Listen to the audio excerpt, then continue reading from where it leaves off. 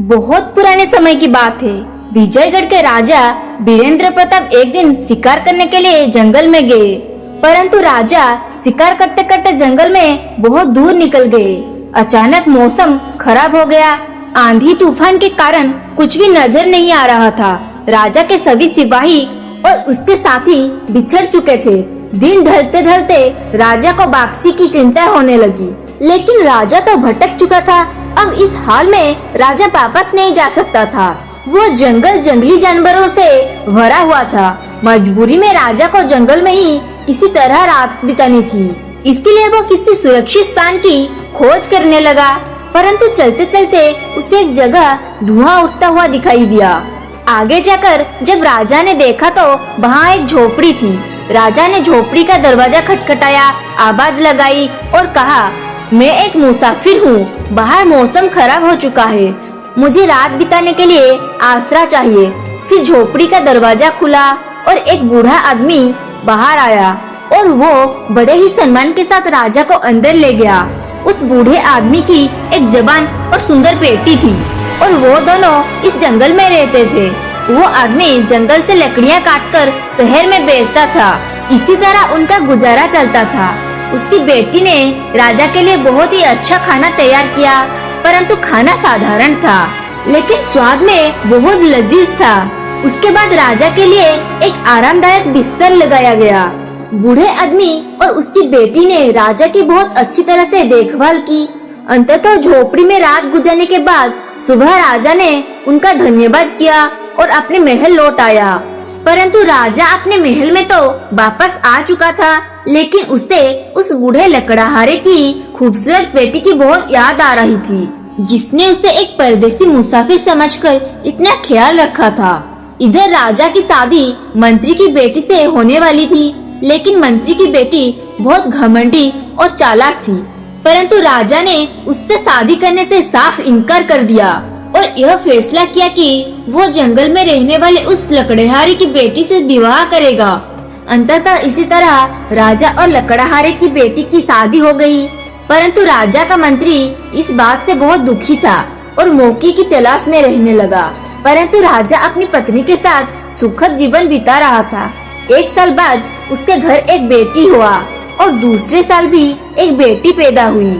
अवसर देखकर मंत्री ने राजा से कहा, महाराज, राज्य का शासन चलने के लिए एक पुत्र होना आवश्यक है। मेरा सुझाव है कि आप दूसरी शादी कर ले, ताकि आपको पुत्र प्राप्ति हो सके और वो भविष्य में आपके राज्य का संचालन कर सके। लेकिन राजा ने इस बात से साफ इनकार कर दिया। परंतु जब मंत्री ने देखा कि उसकी बेटी की शादी राजा से होने के सारे रास्ते बंद हो चुके हैं, तो उसने धीरे धीरे सेनापति और अन्य मंत्रियों को अपने जाल में फंसा लिया। फिर एक दिन धोखे से रानी के कमरे में एक जहरीला सांप छोड़ दिया। अंततः सांप के डसने से रानी की मृत्यु हो गई। परंतु उस समय दोनों राजकुमारियां बहुत छोटी थी, लेकिन राजा ने फिर भी दूसरी शादी नहीं की। जब उसने देखा कि उसकी साजिशों नाकाम हो रही है, तो उसने रसोइयों को भी अपने साथ मिला लिया। परंतु एक दिन राजा के भोजन में जहर मिला दिया गया, जिससे राजा की मृत्यु हो गई। उसके बाद मंत्री ने राजा गद्दी पर कब्जा कर लिया। परंतु राजा की एक पुरानी और वफादार दासी थी, जो यह सब कुछ देख रही थी। उसे अब यह एहसास हो चुका था कि मंत्री जल्द ही राजकुमारियों की भी मार डालेगा। इसीलिए वो दासी दोनों राजकुमारियों को लेकर रात के अंधेरों में कहीं दूर चली गई। इस तरह एक नेक दिल राजा की जगह अब प्रजा को एक बेरहम और क्रूर लालची राजा मिल चुका था। वो दासी और दोनों लड़कियां जंगल में गई और दासी ने उनका भरण पोषण शुरू कर दिया। समय अपनी गति से बीतता गया और दोनों लड़कियां जवान हो गई। इसी दौरान एक दिन दासी बहुत बीमार हो गई। जब उसने अपनी मौत की नजदीक महसूस किया, तो उसने दोनों लड़कियों को अपने पास बुलाया और उन्होंने बताया कि असल में वो दोनों राजकुमारियां हैं और उनके माँ बाप के साथ जो कुछ भी हुआ था वो सब भी राजकुमारियों को उसने बता दिया। इसके बाद उस नौकरानी की मृत्यु हो गई। नौकरानी के मरने के बाद दोनों लड़कियां बिल्कुल अकेले हो गई। वे अपने माता पिता को याद करती और बहुत रोती थी। लेकिन अब कुछ नहीं हो सकता था, होनी तो हो चुकी थी। दिन बीतते गए। एक दिन की बात है कि एक राजकुमार जंगल में शिकार के लिए आ गया। राजकुमार का एक दोस्त भी उसके साथ था और वो दोस्त मंत्री का बेटा था। राजकुमार ने जंगल में 2 तितरों का शिकार किया और फिर अपने दोस्त से उनका मांस पकाने के लिए कहा, परंतु राजकुमार खुद जाकर एक घने पेड़ के नीचे बैठकर आराम करने लगा और मंत्री के बेटे ने आग जलाकर तितरों का मांस करना शुरू कर दिया। तभी उसकी नजर सामने एक झोपड़ी पर पड़ी, जहाँ एक बहुत ही खूबसूरत लड़की खड़ी हुई थी। वो लड़की मंत्री के बेटे को बड़ी हैरानी से देख रही थी। जब मंत्री के बेटे ने उस लड़की को देखा तो वो भी हैरान हो गया। सोचने लगा, इस सुनसान जंगल में इतनी सुंदर लड़की कहाँ से आ गई। मंत्री का बेटा उस लड़की के पास गया और उसे अपने बारे में सारी जानकारी दी। उसी दौरान उसे भोजन के जलने की खुशबू आने लगी। मंत्री का बेटा तुरंत भागकर वापस गया और जब वो वहाँ पहुँचा तो देखा कि जो वो पकाने का प्रयास कर रहा था वो पूरी तरह से जल चुका था। अब वो बहुत परेशान हो गया तो लड़की ने कहा, हटो, मैं तुम्हारे लिए भोजन बना देती हूँ। फिर उस लड़की ने बहुत अच्छे से भोजन बनाकर मंत्री के बेटे को दे दिया, परंतु राजकुमार जो बहुत देर से इंतजार कर रहा था और वो सोच रहा था, मेरे दोस्त ने इतनी देर क्यों लगा दी। पहले तो वो कभी इतनी देर नहीं लगाया। फिर मंत्री का बेटा जब पका हुआ भोजन लेकर वहाँ पहुँचा तो राजकुमार ने जब उस भोजन को खाया तो वो हैरान रह गया। फिर उसने मंत्री के बेटे से पूछा, आज तुमने इतना स्वादिष्ट भोजन कैसे पकाया? आज से पहले तो तुम्हारे हाथ में इतना स्वाद नहीं था। तब मंत्री के बेटे ने उसे बताया, यहाँ से थोड़ी ही दूर एक झोपड़ी है जहाँ एक खूबसूरत लड़की रहती है। उसी लड़की ने यह भोजन पकाया है, क्योंकि मैं तो सिर्फ उसे देखता ही रह गया। और दूसरी तरफ जब छोटी राजकुमारी अपनी झोपड़ी में वापस आई, वो नदी पर कपड़े धोने के लिए गई थी। तो बड़ी राजकुमारी ने उसे मंत्री के बेटे का सारा हाल सुना दिया कि कैसे वो उसे बस देखता ही रह गया। तब छोटी बहन ने बड़ी बहन से कहा, तुम देखना, वो राजकुमार अब जरूर तुम्हें देखने के लिए आएगा। तुम इतनी सुंदर हो कि वो तुम्हें पसंद कर लेगा। तुम राजकुमार के साथ चले जाना और उसके साथ शादी कर लेना, लेकिन उसे मेरे बारे में कुछ मत बताना। बड़ी राजकुमारी ने सारी बात सुनी और कही, नहीं, मैं तुम्हें छोड़कर कहीं नहीं जाऊंगी। तब छोटी राजकुमारी ने उसे समझाते हुए कहा, देखो बहन, मैं भी तुम्हारे पीछे ही आऊंगी, लेकिन हमारा यह रिश्ता अब दुनिया के सामने नहीं आना चाहिए। अंततः यह कहते हुए वो बाहर गई और जब वो वापस झोपड़ी में आई तो उसके पास बहुत से छोटे छोटे सफेद फूल थे। वो फूल उसने अपने बहन को देते हुए कहा, जब राजकुमार तुम्हें लेकर जाएगा तो तुम रास्ते में इन फूलों को बिखरा हुआ जड़ आना और मैं इन फूलों का पीछा करते हुए तुम तक पहुंच जाऊंगी। सारी बात समझने के बाद छोटी बहन झोपड़ी से बाहर निकलकर एक पेड़ के पीछे छुप गई। अंततः इतने में ही राजकुमार मंत्री के बेटे के साथ वहां आया और जैसे ही उसकी नजर बड़ी राजकुमारी पर पड़ी, वो उसे देखकर उसके प्रेम में पागल हो गया। फिर राजकुमार ने पूछा, आप इस जंगल में अकेले क्यों रहती हैं? फिर राजकुमारी अपनी छोटी बहन द्वारा समझाई हुई बातें याद करते हुए राजकुमार को बताने लगी, मैं यहाँ पर अपने माता पिता के साथ रहती थी। मेरी माँ की मौत हो चुकी है, जबकि मेरे पिता एक लकड़हारे थे। जंगल से लकड़ियाँ काटकर उन्हें बेचकर हम लोग गुजारा करते थे। कुछ दिन पहले ही मेरे पिता की भी मृत्यु हो गई। वो अब इस दुनिया में नहीं रहे, इसलिए मेरा इस दुनिया में कोई नहीं है। मैं अकेले ही इस जंगल में रहती हूँ। राजकुमार ने जब यह सुना तो फौरन राजकुमारी के सामने शादी का प्रस्ताव रख दिया और उसे अपने साथ चलने के लिए कहने लगा। राजकुमारी उसके साथ जाने के लिए तैयार हो गई। चलते समय राजकुमारी ने एक गठरी उठा ली जिसमें सफेद फूल थे। राजकुमार ने उसे अपने साथ घोड़े पर बिठाया और दोनों चलने लगे। रास्ते में बड़ी बहन एक एक करके वो सफेद फूल गिराती जा रही थी। दूसरी तरफ छोटी राजकुमारी पेड़ के पीछे से बाहर निकली और उन सफेद फूलों का पीछा करने लगी। अंततः राजकुमार बड़ी बहन को लेकर सीधी महल में पहुंचा और अपने माता पिता के पास लेकर गया। उसने माता पिता को सारी बात बताई और यह भी कहा कि वो इस लड़की से प्रेम करता है और उसी के साथ दूसरी शादी करना चाहता है। असल में राजकुमार की पहले भी एक पत्नी थी, लेकिन वो बहुत घमंडी और नक्चड़ी थी। उसकी माँ भी राजमहल में रहती थी और अब तक वो राजकुमार को कोई संतान नहीं दे पाई थी। शायद उसी वजह से राजकुमार ने दूसरा विवाह करने का फैसला किया। जब राजकुमार के माता पिता को यह बात पता चला कि वो दूसरी शादी करने वाला है, तो उन्हें बहुत गुस्सा आया। लेकिन दोनों जानते थे कि राजकुमार जिस बात ये ठान लेता है वो करके ही रहता है। इसलिए उसने शादी के लिए बनावटी खुशी का इजहार किया और कहने लगी, कितनी खुशी की बात है। अंततः राजकुमार की एक बार फिर से शादी हो गई और हम दोनों सौतन नहीं बल्कि हम दोनों बहन बनकर रहेंगे। जब राजकुमार की पहली पत्नी ने शादी पर कोई इजहार नहीं किया, तो बाकी सभी लोग भी राजी हो गए। दूसरी तरफ छोटी बहन फूलों का पीछा करते हुए नगर में आ चुकी थी, परंतु पूरे नगर में बड़े उत्सव का माहौल था। छोटी बहन ने एक बूढ़ी औरत से पूछा, माताजी क्या बात है, हर तरफ खुशहाली छा गई हुई है। फिर बूढ़ी अम्मा ने जवाब दिया, हमारे राजकुमार को जंगल में एक बहुत ही प्यारी लड़की मिली है और राजकुमार उसी के साथ विवाह करने वाला है, इसीलिए सारे नगर में उत्सव मनाया जा रहा है। फिर छोटी बहन ने उस बुढ़िया से कहा, अम्मा क्या मुझे यहाँ पर कोई काम मिलेगा? मैं गांव से आई हूँ और मेरे माँ बाप नहीं है, रहने के लिए कोई आसरा नहीं है। फिर बूढ़ी औरत ने कहा, काम तो मिल सकता है, क्योंकि आजकल राजमहल में बहुत काम है, मैं भी वहाँ पर जा रही हूँ। उस बूढ़ी औरत की एक छोटी बेटी थी जो कुछ दिन पहले बीमारी के कारण मर चुकी थी।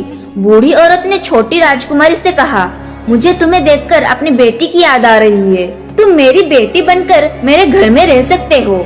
असल में वो बूढ़ी औरत अपनी जवानी में महल में नौकरानी का काम करती थी, लेकिन अब बुढ़ापे की वजह से वो काम छोड़ चुकी थी। राजकुमारी ने कहा, ठीक है अम्मा, मैं तुम्हारे घर में रहूंगी, लेकिन मैं काम करना चाहती हूँ, क्या तुम महल में कोई काम दिला सकते हो? फिर बूढ़ी औरत ने राजकुमारी को लेकर महल की तरफ चल दिया, जहाँ हर तरफ खुशियों का माहौल था। बूढ़ी अम्मा जब उसे लेकर महल में पहुँची तो सामने से राजकुमार की पहली पत्नी आती हुई दिखाई दी। वो उस बूढ़ी औरत को अच्छे तरह से जानती थी। फिर बूढ़ी औरत ने उसे प्रणाम किया और कहने लगी, यह मेरी भांजी है और आज ही यह गांव से आई है। इस बेचारी के माँ बाप मर चुके हैं। मेरी आपसे प्रार्थना है कि आप इसे महल में दासी के रूप में रख लीजिए। फिर राजकुमार की पहली पत्नी ने छोटी बहन को बड़े ध्यान से देखा और फिर उसे लेकर अपने कमरे में चली गई। कहने लगी, सुनो लड़की, तुम इतनी दूर से अपने गांव से यहाँ पर काम करने के लिए आई हो। मुझे लगता है कि तुम्हें अपनी गरीबी मिटाने के लिए जरूर धन की आवश्यकता होगी। अगर तुम यहाँ पर मेरी खास नौकरानी बनकर रहोगी और मेरे बताए हुए काम करोगी, तो मैं तुम्हें ढेर सारी दौलत दूंगी, क्योंकि बाकी सभी दासियाँ इस महल में पुरानी हैं और वो मेरे साथ नहीं देंगी। तुम्हें उन सबसे बचकर मेरे लिए काम करना होगा। बोलो, क्या तुम मंजूर? परंतु छोटी बहन यह जान चुकी थी कि यह राजकुमार की पहली पत्नी है और इसकी बातों से उसे किसी साजिश की बू आने लगी थी। बात को समझते हुए उसे देर नहीं लगी और वो जल्दी से कहने लगी, रानी जी, मैं आपकी हर बात मानूंगी। राजकुमार की पहली पत्नी ने उसे मुस्कुराते हुए कहा, अभी तो मैं रानी नहीं बनी हूँ, जब राजकुमार राजा बन जाएगा तब मैं रानी बनूंगी। फिर छोटी बहन ने कहा, आप चिंता न करें, भगवान ने चाहा तो आप जल्दी ही रानी बन जाओगी। यह सुनकर राजकुमार की पहली पत्नी कहने लगी, तुम तो बहुत ही काम की चीज हो, बस तुम आज से ही महल में मेरे लिए काम करने लगो और मेरे कहने के मुताबिक चलना। फिर छोटी बहन ने कहा, आप बिल्कुल चिंता मत कीजिए, आप बिल्कुल बेफिक्र रहिए, मैं अपना हर काम पूरी मुस्तैदी के साथ करूंगी। इसके बाद वो दोनों बड़ी राजकुमारी यानी कि बड़ी बहन के कमरे में गई। फिर राजकुमार की पहली पत्नी कहने लगी, यह लड़की आज से आपकी दासी है, तुम्हें जो भी काम करवाना हो उससे करवा लेना। अब बड़ी बहन ने जब अपनी छोटी बहन को देखा तो बहुत खुश हो गई और कहने लगी, आप कितनी अच्छी हैं। फिर राजकुमार की पहली पत्नी कहने लगी, महल में मुझे बहुत सारे काम हैं, मैं जरा वहाँ देखने जा रही हूँ। उसके जाते ही दोनों बहनें एक दूसरे के गले लग गए, परंतु छोटी बहन ने बड़ी बहन को यह सच्चाई नहीं बताई कि यहाँ महल में आकर उसे क्या काम करना है। अंततः 2 दिन के बाद राजकुमार की शादी बड़ी बहन के साथ हो गई। सभी लोग बहुत खुश थे, सिवाय राजकुमार की पहली पत्नी को छोड़ के। अंततः छोटी बहन हमेशा सारा दिन उसके साथ रहती और सोचती रहती कि दूसरी पत्नी से कैसे छुटकारा पाया जाए। अंततः कुछ दिन के बाद बड़ी बहन गर्भवती हो गई, परंतु यह खबर राजकुमार की पहली पत्नी के लिए बहुत बुरी थी, क्योंकि अब तक वो राजकुमार को संतान ना दे सकी थी। दूसरी तरफ राजा रानी और राजकुमार बहुत खुश थे। अंततः अब तो बड़ी बहन का और भी ज्यादा ख्याल रखा जाने लगा। इधर छोटी बहन राजकुमार की पहली पत्नी के साथ मिलकर यह सोचने लगा कि क्या किया जाए। अब छोटी बहन भी बहुत परेशान रहने लगी। एक दिन मौका देखकर उसने बड़ी बहन से कहा, हमें महल छोड़कर कहीं दूर जाना चाहिए। परंतु अब छोटी बहन यह भी बता नहीं सकती थी कि राजकुमार की पहली पत्नी उससे कितना जलती है। वो अगर यह बात बता भी देती तो उसकी बात पर कोई विश्वास न करता, क्योंकि राजकुमार की पहली पत्नी सबके सामने छोटी बहन का बहुत ही ख्याल रखती थी। बड़ी बहन यह बात सुनकर कहने लगी, बहन मुझे यहाँ पर सभी लोग बहुत ही प्यार करते हैं। मैं तो तुम्हें उसी समय कह रही थी कि तुम भी मेरे साथ महल में चलो, लेकिन तुम नहीं मानी और तुमने ही कहा था कि अपना और मेरा रिश्ता सबसे छुपा कर रखना। तुम अगर कहो तो मैं अभी भी राजकुमार को सारी बात बता देती हूँ कि तुम मेरे छोटी बहन हो। लेकिन अक्लमंद छोटी राजकुमारी जानती थी कि इस सच्चाई को बताने से सभी लोग उससे झूठा ही समझेंगे। लोग सोचेंगे कि हमने मजबूर समझकर जानबूझकर अपना यह रिश्ता छुपाया, और यह भी हो सकता है कि हम दोनों बहनों को षड्यंत्रकारी या जासूसी समझे।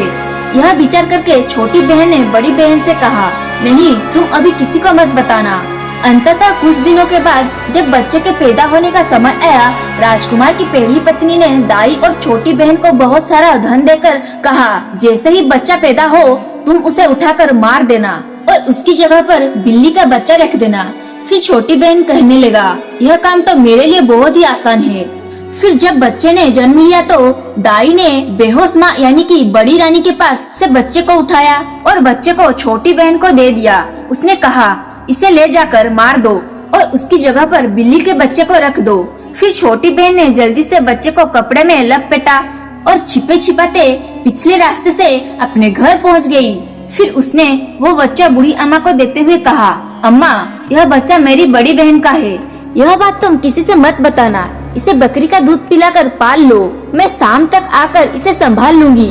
परंतु बूढ़ी अम्मा ने उससे कोई सवाल नहीं किया, क्योंकि वो बहुत ही जल्दी में थी। अंततः छोटी बहन ने जब महल में वापस आई तो देखा महल में कोहराम मचा हुआ था और दाई ने सबको बताया कि राजकुमारी की दूसरी पत्नी ने इंसान की जगह जानवर के बच्चे को जन्म दिया है।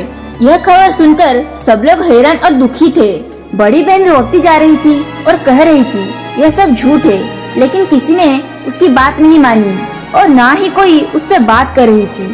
फिर छोटी बहन ने एक बार फिर से अपनी बड़ी बहन से कहा, तुम मेरे साथ चलो, हम इस महल को छोड़कर अपनी दुनिया बनाएंगे।